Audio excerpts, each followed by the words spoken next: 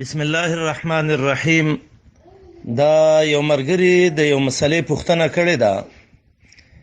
چې د بیع او تقسیط کښتونو باندې یو شی غستل د دې شرعاً څه حکم دی، چې د څه طریقه باندې واخلي چې څه روپۍ به وس در کوم او څه به بیا در کوم او څه به بیا در کوم او څه به بیا در کوم، میاشت کې به دونه در کوم. یو د دې څه حکم دی، او دویمه دا مسله موږ ته وضاحت وکړي چې د نیټې د وجې نه پیسې ډېرول د دې شرعاً څه حکم دی. مثلا یو شی دی هغه نقد په 10 روپۍ او چې دا قرض ورکوي نو په 15 روپۍ ورکوي، د دې مسلې شرعاً څه حکم دی. ان شاء الله سبحانه وتعالى دا مسله زه بیانوم، خو د دې نه مخکې زه یو خبره کوم، هغه دا چې دا مسله د علماو منځ کې لږه اختلافي ده. نو دلایل یې وایم چې ما ته کم یو دي کې انشاءالله راجح ښکاره کیږي. د دې دا معنی نه کوي چې ما دا ویلو دا په بل خامخا لازم شو. نو دا مسله زه ذکر کوم. په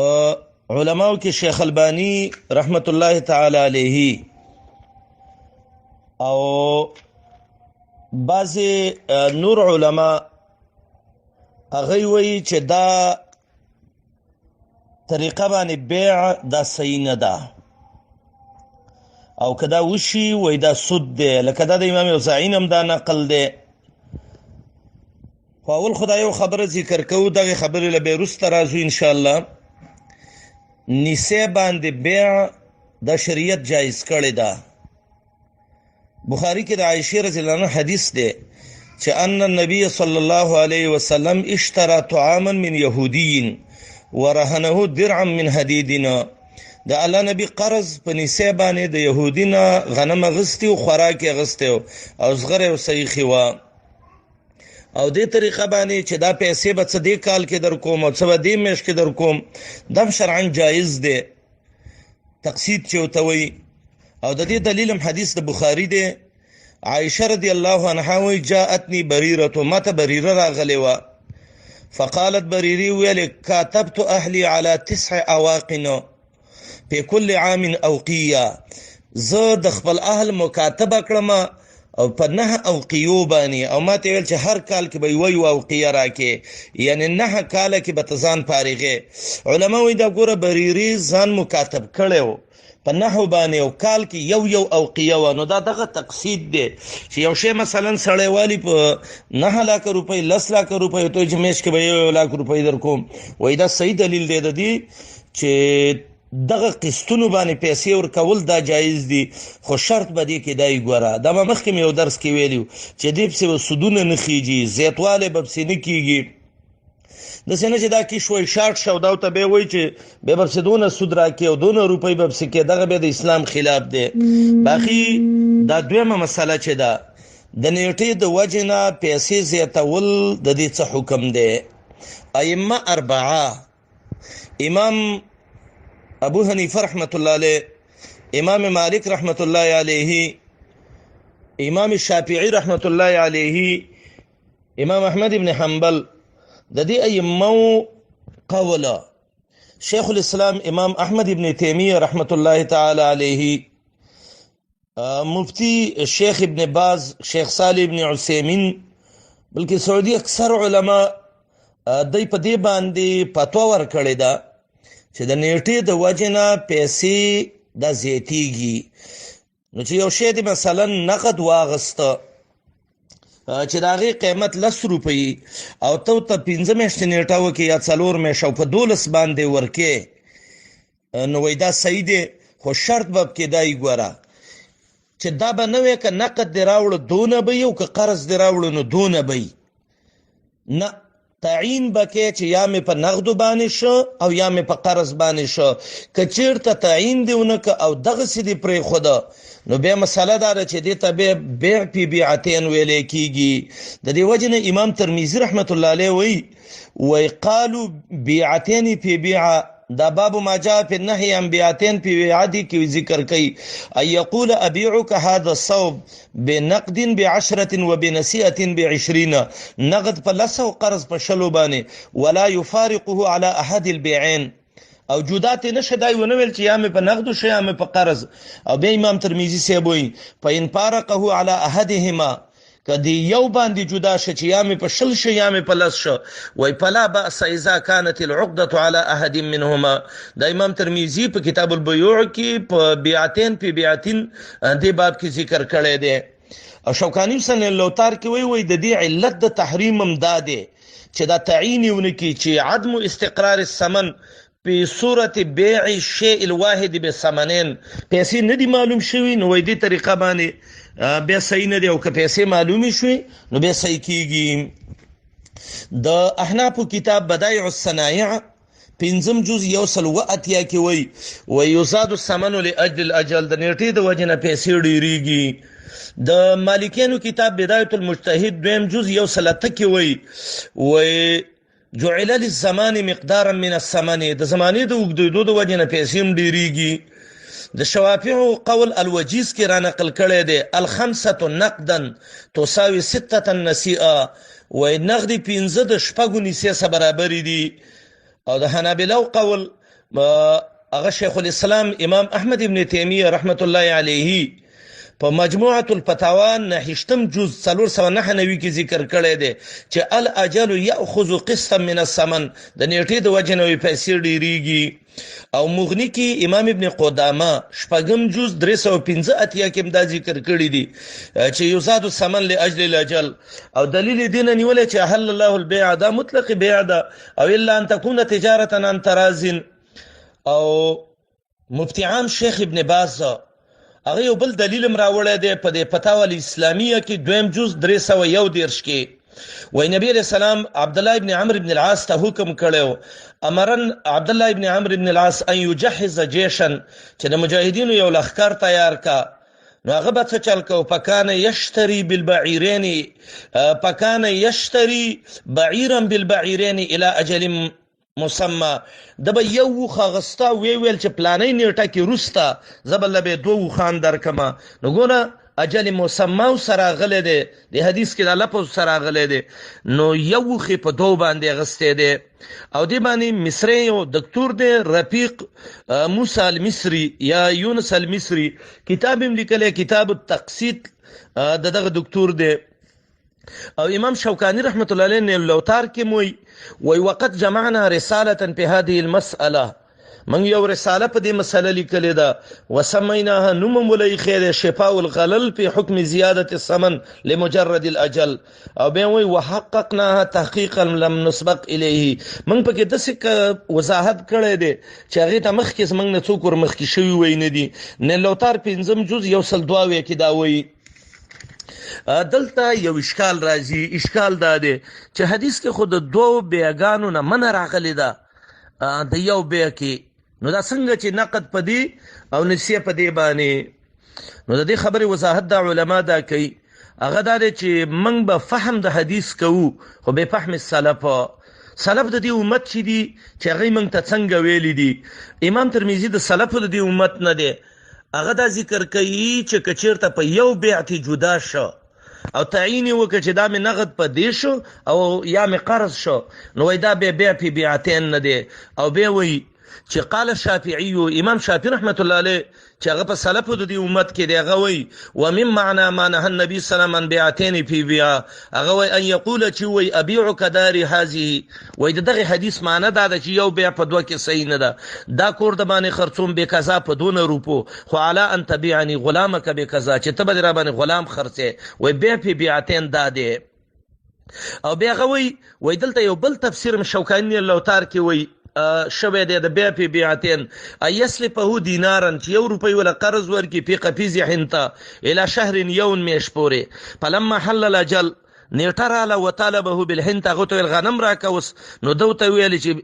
دغه بيحن القفيز الذي لك علي الى شهرين بقفيزين وسره باندې دوه شوې دا وای دا بیا په بیعتین دي. نو په دې صورت کې کیا سودا وکي او تعین ونکا او هم دغه صفات سي ده نو حدیث کې دی چې بیا به دا کم پکې اخلي فله او کسهما او الربا یا سود کې راځي یا په دغه طریقې بیا په بیعتین وکړه. سماک نه دا روایت نقل دی، دا تفسیر منتقا کې ته نقل دی امام احمد ابن حنبل سیمنا. امام شافعي رحمت الله علیه و چې کله د سیمن جمله پاتې د تعین ونک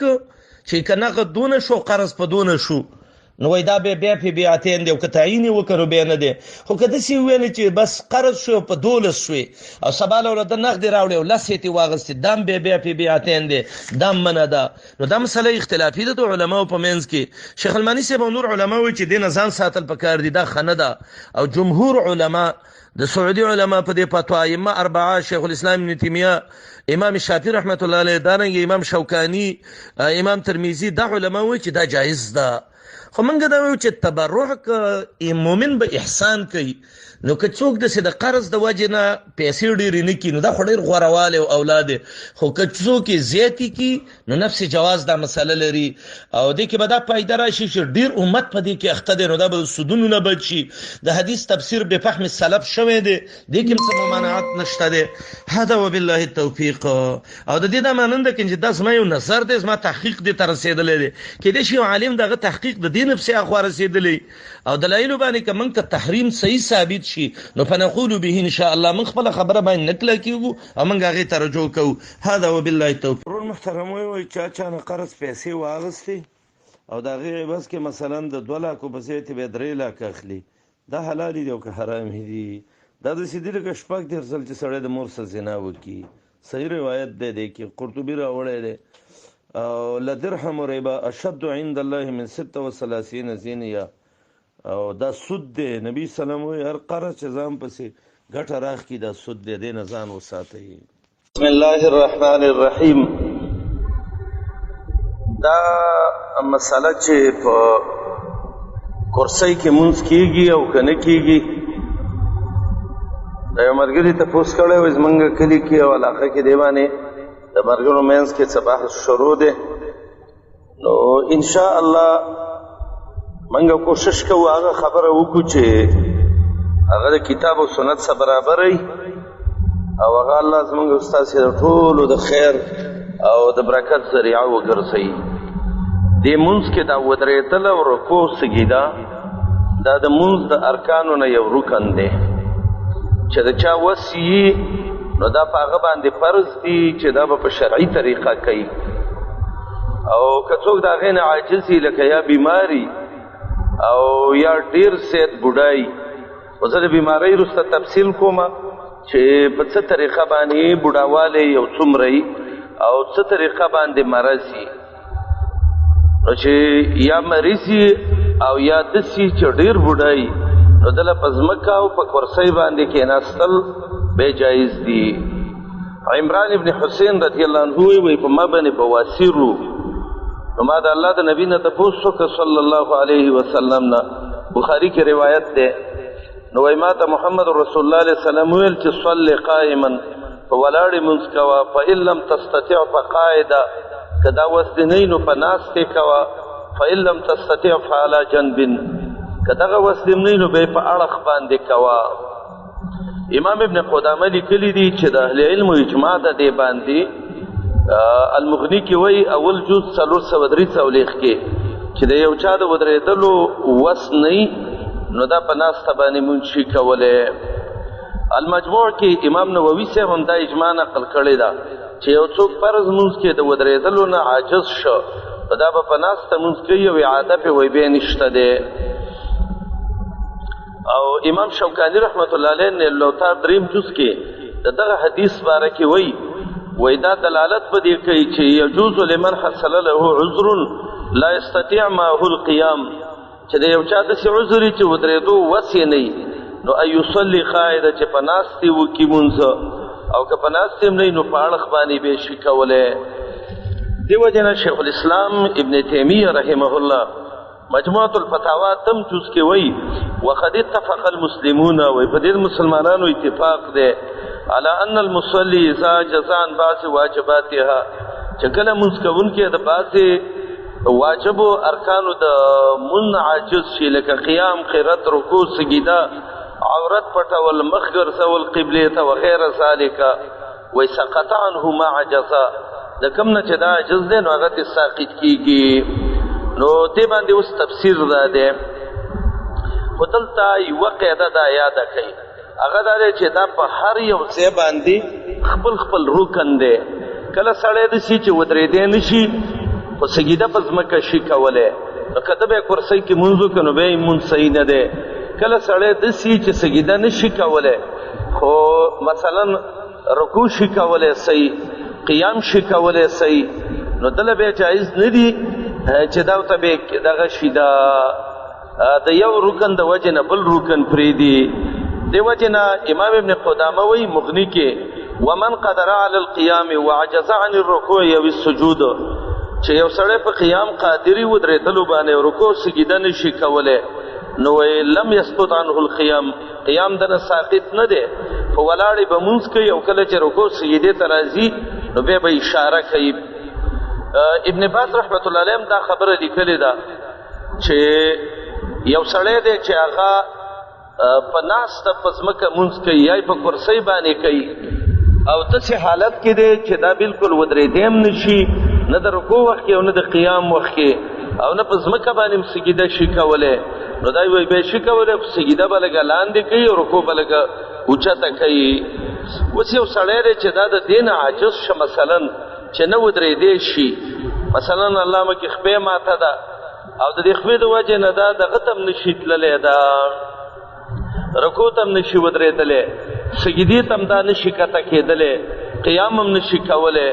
نو اهل علم وایي چې دې له بلکل کرسۍ باندې مونځ جایز دی ځکه فاتقوا الله ما استطعتم او دا حدیث دی چې نبی علیه السلام وایي د بخاري او مسلم روایت دی چې اذا امرتکم بامر فاتوا منها ما استطعتم چې څه ته یو حکم وکړم نو چې څومره مو وسي نو په هغې باندې راتګ کوئ د دې مسئلې ښه تفصیل د تحفة المحتاج هم کړی دی او الموسوعة الفقهیه هم کړی دی مغنی هم کړی دی د ټولو علماو کړی دی او خلاصه د دې بحث دا شوه که یو سړی داسې چې هغه سجده شي کولی او ودرېدلی نه شي نو دا به کرسۍ کې نه کښېني په ځمکه باندې به دغه کوي دا او که یو سړی داسې چې هغه سجده نه شي کولی خو ودرېدلی شي نو دا به ودرېږي رکوع به هم کوي او دغه به کوي دا بیا چې سجدې له راځي نو هغه به بیا په اشاره باندې کوي بس حاصل دا شو چې کرسۍ کې به هغه څوک مونځ کوي چې هغه د دغه نه عاجز وي د قیام نه عاجز وي او د رکوع نه عاجز وي او د سجدې نه عاجز وي البته داسې هم ده چې یو سړی ودرېدی نه شي بس کرسۍ کې دې کښېني د بعضې خلکو د مخې ته دا څه شی ایښی یو لرګی په هغې سجده کوي دا طریقه دا صحیح نه ده نو عند ضرورت شدیده چې بالکل سخت ضرورت او بالکل د ټولو ارکان نه عاجز نن سبا اکثر دا بعضې خلک داسې کوي چې هغه څه معمولي مشکل ورته جوړ شي او بس کرسۍ یې سب کې ایښي نو په هغې کې بیا دا داسې کوي چې که دی ودرېدلی شي نو هم ودرېږي نه که رکوع شي کولی نو هم نه کوي که سجده شي کولی نو هم نه کوي بس ولې ما ته څه معمولي مشکل دی شریعت دا حکم ذکر کړی دی چې دا مختلف ارکان دي نو کله چې د یو نه عاجز وي او بل د شه کولی نو ټول به نه پرېږدي دا انشاءالله د انصاف والا خبره ده دې باب کې دا ورور محترم د یو مسئلې تپوس کوي هغه دا ده چې په سب کې کرسۍ ښودله او په دې باندې مونځ کول او آیا دې څه خو سب پرانیږي نه اصل کې دا دی چې قرآن کریم کې الله رب العالمین وی فاتقوا الله ما استطعتم د الله نه ویریږئ چې څونه م وسي او د ابو داود حدیث کې دی چې نبی علیہ السلام وی واذا امرتکم بشیء فاتوا منها ما استطعتم چې زه ته د یو څیز حکم وکم نو چې څونه م وسي نو په هغې راتګ وکئ دا مسله شیخ الاسلام ابن تیمیه رحمت الله علیه ذکر کړې ده مجموعة الفتاوی کې او امام ابن منذر هم ذکر کړې ده چې په دې اجماع ده د علماو چې د انسان په ولاړه وس کېږي نو په ناسته به مونځ نه کوي چې نه کېږي به یې شي کولی فرضي مونځ او په اړخ باندې هم شي کولی خو چې کله انسان د دې نه عاجز شي ولاړه باندې نو په ناستې هم به شي او بیا په اړخ باندې هم شي او بیا په کرسۍ کې مونځ شیخ ابن باز رحمت الله علیه وایي که په ځمکه کښېني او که کرسۍ کې کښېني وایي دې کې څه حرج نشته دی البته دومره خبره ده چې دا ودرېږي په سب کې، نو دا به په داسې طریقه کرسۍ ږدي چې وروسته صفونو ته نقصان او ضرر نه وي، او د دې کرسۍ سره به ګاونډي چې ودرېږي نو متصل به ودرېږي، نو چې د دغه سره اتصال راشي نو دا داسې دی لکه د لمونځ کوونکي سره چې ودرېدلی دی برابر شوی دی. دا ورور محترم وایي د سجدو په منځ کې رفع الیدین کول وایي دا څه حکم لري؟ دې کې دوه قسمه روایت دي. بعضې روایت داسې دي چې په هغې کې رفع الیدین شوي دي، او بعضې روایت لکه بخاري کې د عبدالله ابن عمر رضی الله عنهما روایت دی چې رفع الیدین نه دي شوي. دا د ذخیرة العقبه د نسائی شرح کې اتیوبي صاحب ډېر تفصیلي دا مسله ذکر کړې ده، خو لنډه خلاصې ته دا راایستلې ده چې څوک روایت د عبدالله ابن عمر له ترجیح ورکوي، او غوره دا ده چې ډېر سخت خلاف یې منع هم نه ده پکار، عام یې مه کوه، کله کله یې شی کولی انشاءالله، او که چا کول نو ته په هغې باندې لعن طعن مه ویوه. دا ورور محترم وایي که یو جامې داسې چې په هغې کې تصویري یا د حیواناتو یا د انسانانو دې کې مونځ کول وای څنګه دي؟ دې کې مونځ کول حرام دي. رسول الله علیه وسلم د تصویر باره کې ویلي چې الله تدع قبرا مشرفا الا سویته ولا صوره الا تمسته، او بل نبی صلی الله علیه وسلم په مصورینو باندې لعنت کړی دی. بل د عائشې رضی کور کې پرده و په هغې باندې تصویر و، نو محمد رسول الله علیه وسلم ته حکم وکړه چې دا لرې کا، نو دغه کې مونږ نه کېږي. دویم دا ورور وایي چې سورت النجم کې حدیث کې دي چې مشرکانو انسانانو پیرانو دې ټولو سجده وکړه، نو عبدالله ابن عباس څنګه پیران ولیده چې سجده وکړه؟ نو د دې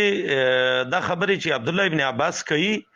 نو دا د نبی علیه السلام نه نقل کړي دي چې رسول الله صلی الله علیه وسلم داسې وویلې او داسې کار یې وکړه، او دا د وحي سره تعلق ساتي. دا ورور محترم وایي ما د فورس ایچ په باره کې تپوس کړی و، چا جواب نه دی راکړی. وروره دې ما ته پوره حقیقت نه دی معلوم، چې کله پوره حقیقت معلوم شي بیا به انشاءالله د دې جواب وکړو، او پوره حقیقت ما ته نه دی معلوم، او د قرآن آیات دی ولا تقف ما لیس لک به علم، چې یو شي ته پوره معلومات نه وي نو د هغې باره کې به فتوا نه ورکوې. دا ورور محترم وایي زمونږ عزیزان دي، رشته داران هم دي،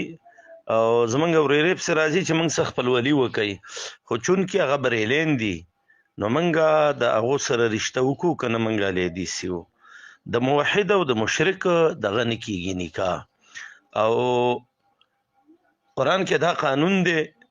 رب العالمین موږ ته سورت بقره کې ویلی چې مشرک سړي له به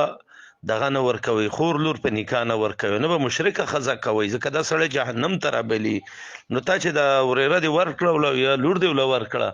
نو دا تا په شرک باندې باعثه کړه، او د هغو سره په دغې عقیده باندې که او که توبه وباسي د دې نه نو بلکل صحیح ده، بیا یې سره رشته وکړئ. نور چې توبې نه ایستلي دې نه نو دی سره رشتې مه کوئ. دا ورور محترم وایي یو پلار او مور چې کله حج او عمرې ته لاړ شي او د دوی څه پیغلې لورګانې اول ته د هغې دوره شهریه کومه بیماري د حیض چې د هغه شروع شي، نو دا جینۍ خو هوټل کې هم نشي پرېښودلی، نو دا به څه چل کوي؟ شیخ ابن باز رحمت الله تعالی علیه دا مسله لیکلې ده، هغه دا ده چې ابو داود او بخاری کې حدیث دی چې نبی صلی الله علیه وسلم وایي چې جنب لا او حایضې له دا حلال نه دي چې دا مسجد ته ننوځي. نو د دې طریقه دا ده چې چونکې دې له جومات ته ننوتل صحیح نه دي، نو یو طریقه خو دا ده چې یو د پلار او د مور نه دې څه پاتې شي دلته، او دا بل دې راشي عبادت دې وکړي، بیا دې هغه بل وکړي. که دغه طریقه هم نه بودی ځي دنه مسجد حرام ته دې نه داخلي او بار ځایونه دي هغې کې دې کښېني، انشاءالله څه ممانعت به دې کې نه وي، او د دې دننه جومات ته ننوتل دا صحیح نه دي. دا ورور محترم وایي چې 3 ورونه دي او یو خور ده، او دی چې کله د پټیج حاصلات راشي نو به خپل منځ کې تقسیموي. دې کې یو ورور مړ شو نو دا به د ورورونو نه ایسالي که نه، دې خبره باندې ځان پوه کول غواړي. دا حصه د ورورونو نه ده، دا د دې خور حصه ده. اصل کې چې دی 3 ورونه دي نو دا به 6 خویندې حساب شي او یو خور ده، نو وشو نو مال به 2 حصې شي، نو د دې خور خپله 2 حصه ده، خور به خپله علي، ورورونه به د خپل پلار علي او نور به د بل علي. دا خو داسې نه ده کنه چې دا خور سوالي ده او دی نه سوالي اخلي، بلکې دا د هرې خور خپله حصه ده. نو چې خپله حصې شوه نو دې کې د ورېرونو او د نورو څه مسله رانله، دا به خپله حصه لي د مجموعې نه ټول مال به وډېري شي، دوه به ورونه والي او یو به پکې خور والي. دا ورور محترم وی چې چا یو نظر ومنه چې زه به دا ګډه حلالومه د الله په نوم باندې، که دا کار مې وشو نو آیا د دې په عوض کې به پیسې د دې ګډ شي ورکولی او که نه؟ اول خو دا دی چې دا نظرونه ډېر مه کوئ، ځکه حدیث کې راځي چې دا د بخیل د مال نه ایستلی کېږي. دا الله ته شرط لګولی، الله که داسې دراله وکړه داسې به الله وکړمه. بیا که د طاعت نظر و دې باندې به پورووالی کوې او که د ګناه نظر و نو دې باندې به پورووالی نه کوې. اوس دا دی چې د دې په عوض کې ته قیمت ورکې د دې ګډه، نو اهل علم لیکي چې دا به نه ورکې، دا صحیح نه دی. ځکه ابن ماجه کې حدیث دی چې من نظر نظرا، چا چې یو نظر ومنه او فاطاق ان یفي به، وسې دی چې په دې پورووالی وکړي نو فلیفي، پورووالی دې پې وکړي او مقه شی به دغه کوي. نو چې ګډ دې منلی د دې په عوض کې به ته قیمت نه ورکې، ګډ به ورکې. البته یو شی منلی دی او هغه بیا نه پیدا کېږي، بیخي ورک دی، نو بیا اهل علم وایي عند الضرورت شدیده به قیمت شی ورکولی، نور قیمت به نه ورکې او اصل څیز به ورکې چې کوم دې منلی دی، او دې نه به خپله هم خوراک نه کړې، دا به غریبانان خوري. بیا دا ورور محترم وایي زمونږ د علاقو کې وایي داسې دی څوک چا له لور ورکړي بیا د هغه واده وي، نو دا د جینۍ پلار ځي او د هغه نه سړي نه وریجې او غوړي او د لارګو پیسې او هر څه ترې واخلي او خپل کور کې دلته پرې ډوډۍ ورکړي. وایي دا شی شرعاً څه حیثیت لري؟ اصل دا دی چې نن سبا زمونږ او ستاسې زمانه کې د سنتو جنازې وتلي دي او بدعت او رسمونه او رواجونه زمونږ کورونو ته دننه وتلي دي. دې طریقې باندې چې دا جینۍ ودیږي او دلته پلار ډوډۍ ورکوي او دا ډوډۍ ورکوي او دا نکریزي دي او دا میندي ده او دا بل او دا بل او دا بل، دا ټول د شریعت خلاف عملونه دي. شریعت کې دا دی چې ناوې راوله او چې خاوند کور ته راله بعد الزفاف او یا بعد العقد، ته خاوند بیا سباله د ولیمې ډوډۍ وله ورکړي. و زمانه خو اکثر د جینۍ په کور باندې د ولیمې ډوډۍ ورکړي او دا نومونه ورته لیکلي دا د فلاني او دا د فلاني. دې طریقه باندې شرعاً دا حرام ده، دا معامله دا صحیح نه ده. رسول الله صلی الله علیه وسلم وی یو د الله د سختو دشمنانو نه هغه سړی دی چې باع حرا، چې اصیل یې خرڅ کړه او د هغې پیسې یې وخوړلې، هغې کې دا د خویندو او د نونو د سر دا پیسې اخیستل او دا طریقې کول دا خلاف د شریعت دی. بس د نبی صلی الله علیه وسلم ښځې واده شوي دي، نوڼې واده شوي دي او د هغه زندګي زمونږ او ستاسې لپاره یو اسوه حسنه ده. موږ به هغې کې وګورو چې وم که ته دا کار پکې نه و نو موږ او تاسې به هم نه کوو. دا ورور ویل چې یو سړي باندې قرض وي او سړی تنګوي او دا لاړ شي او د 400 روپو شی په 8000 باندې واخلي او بیرته دې سړي باندې خرڅ کړي او په نغدو باندې په کمو پیسو. وایي د دې شرعاً څه حکم دی؟ دا د چا نه چې اخیستی دی په ده باندې خرڅول دې ته بیع العینه وایي. او بیع بالعینه حدیث د عایشې رضی الله عنها کې دی او د زید ابن ارقم چې کومه واقعه ده الله دې راضي شي ته چې دې باندې حج او جهاد او منځونه او عبادتونه ټول بربادیږي. او باقي دې طریقه باندې چې یو سړی مضطر دی محتاج دی او ته د هغې نه داسې ظلم وسکې 4000 په 8000 ورکې، دا هم د مروت او د مسلمانۍ خلاف دی. البته داسې ده یو چا نه یو سړي یو شی واغسته یا ګران یا ارزان او په بل یې خرڅوي یا ګران یا ارزان، نو دی مالک دی، دا اختیار لري. خو د بیع المضطر نه ځان بچ کول پکار دی او د بیع العیني نه ځان بچ کول پکار دی. او دغه شی نه دا تا کوم نوم ولایت کانډر پلی ده که څه شی دی، دې کې خو اکثر سودونه دي او په دې سودي معاملو کې خلک اخته دي. نو بالکل دې نظام وساتئ او د دې د وجې نه ډېرې دښمنیانې هم خلکو له رالې او ډېر ځوانان هم د مین نه لاړ د دې معاملو د وجې نه، ځکه دا سودونه کوي او دا پسې وخت په وخت ډېرېږي بیا اخر کې یا ځان ولي او یا ایسته بل ولي. دا یو بل ورور وایي په دې فیسبوک کې دا بعضې جنکۍ دي وایي او تلاوتونه کوي، وایي دې ته کتل څنګه دي؟ اصل خبره دار وروره کله چې انسان د خپل دین نه ناخبره شي نو حدیث کې راځي وای رب قارئ یقرأ القرآن والقرآن یلعنه ډیر سړی قرآن لولي او قرآن په هغې باندې لعنت وایي دا یو فقه کې یو مسله ده چې د زنانه اواز عورت دی که نه نو قول راجح د علماو دا دی چې عورت نه دی من وراء الحجاب چا څه خبره شي کولی خو هم داسې جویلې خبره نه کوي خو دا معنی چې ته تصویر ته ودرېږي او فیسبوک کې خپل تصویر ورکړي او سر او خوله تاوې راتاوې او تلاوت هم داسې څه د ډمچورۍ په شکل باندې کوي نو دا به اتفاق المسلمین دا حرام دی دا به کار به نه کوي ځکه دا ته تلاوت کې خدا شکل ښکاره کول پردو سړو ته او به محضر عام کې داسې راوتل نو هغه مسلمانانې خویندې چې هغه دا کار کوي باید چې دا ونه کړي دا شرعاً دی له صحیح نه دی یوه زنانه د محجبه د حجاب کې پټه د بیخي هغه یو دینی خبره کوي دغه جدا حیثیت دی خدا چې مخې ښکاري او لګي او دا تلاوتونه کوي او دا لکان ورته ګوري نو دا کار نه دی په کار دا ورور محترم وای په یو مولوي صاحب وای درس کوو او په بیان کې ویلې چې قرآن او حدیث دا کامل دین نه دی ځکه وی حدیث کې راځي چې نبی علیہ السلام ویلي ته د بډایګانو ښځو په دین پسې روان شئ اصل خبره دا ده چې د چا چې زړه خرابي او د الله او د رسول مینه د هغه زړه کې نه وي نو هغه ته د الله او د رسول دا خبره ډېره کمه ښکاره کېږي دا بېدینه خلک دي دی به کله وایي یاره دین پورن دی ځکه قرآن او حدیث کې مونږ نشته دی هلکه څنګه قرآن او حدیث دی چې الله وایي اقیموا الصلاة او پیغمبر وایي چې صلو کما رأیتمونی او دی وایي چې مونځ پکې نشته دی کله به وایي قرآن او حدیث کې جنازه نشته دی کله به وایي کلمه پکې نشته دی د دې خبرو مقصد صرف دا دی چې مخلوق ګمراه کی او د مخلوق ته دا خبره ثابته کی چې الله ویلي چې ما دین پوره کړی دی او دا خبره کمزورې ده مولا علی قاري صاحب لیکلي دي چې دین په قرآن او حدیث باندې پوره دی موږ د دې نه ما سوا بل هیڅ شي ته حاجت نه لرو په قرآن او حدیث نه ما سوا او دا روایت چې دا وایي چې تاسې باندې علیکم بدین العجائز د بډایګانو دین پسې روان شئ دا ابن القسرانی دا روایت راوړی دی او دا سغانیم راوړی دی